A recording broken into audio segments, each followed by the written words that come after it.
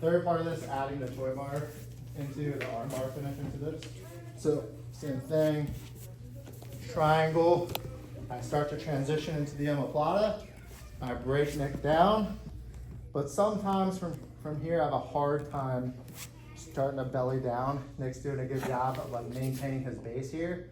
But one thing I need to realize just from this position is that I've isolated his arm away from his body, right? Whether I'm in like the Gracie style traditional omoplata or I'm using this Ryan Hall variation to sweep with, I have his arm in a vulnerable position.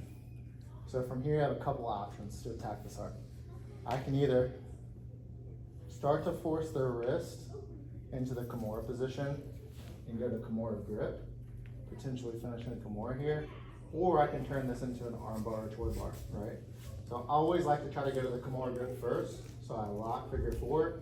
And once I have the arm secured, now what I'm gonna do is post off the mat, hip out, and drop my knee inside. It creates this little window here for me to stick my foot in, okay? So I create this little window in between the hips, his thigh, and his ribs. And then from here, I bring my top leg over the top and I fish it all the way through the far hip. Now I'm gonna start attacking the arm bar finish with a Choi bar here. All right, so I'm hiking the wrist up, and good 2-on-1 control. And now I can start bridging the hips in for the finish. A lot of times people are gonna forward roll out of this. I just follow with, making sure I'm capturing the elbow up inside the hole, good wrist position with thumb up, bridging, getting the finish. So one more time.